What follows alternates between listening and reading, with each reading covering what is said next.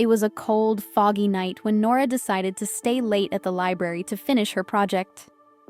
The streets outside were eerily silent, the usual bustle of the city drowned out by the thick mist that enveloped the town. By the time she glanced at the clock, it was already 11 p.m. She hurried to pack up her things, eager to get home.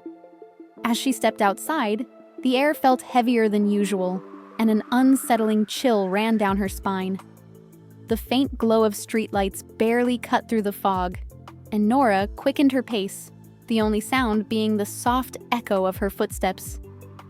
Halfway home, her phone buzzed in her pocket.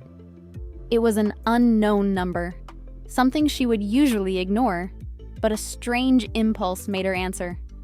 "Hello?" she said hesitantly. At first, there was nothing but static, then a soft whisper.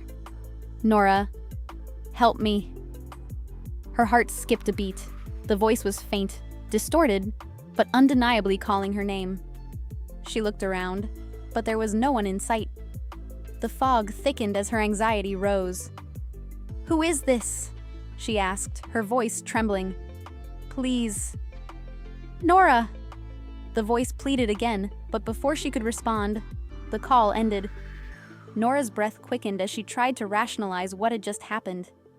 Maybe it was a prank, or perhaps just someone with the wrong number. But deep down, she felt an eerie familiarity in that voice. She continued walking, faster now, her eyes darting around the deserted streets. Her phone buzzed again, another call from the same unknown number. This time she didn't answer. Instead, she shoved the phone into her pocket, her hands shaking. But the ringing didn't stop. The same unknown number kept calling, over and over. Suddenly, she heard footsteps behind her, heavy, deliberate steps getting closer and closer. She spun around, but no one was there. The fog swirled, and shadows seemed to dance at the edges of her vision. Terrified, Nora broke into a run.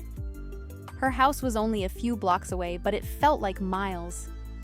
The phone in her pocket continued to ring incessantly, a relentless reminder that something was following her. Just as she reached her front door, the ringing stopped. Silence. She fumbled with her keys, her hands slick with sweat, and finally managed to unlock the door. Slamming it behind her, she locked every bolt and pressed her back against it, gasping for air. Her phone buzzed once more.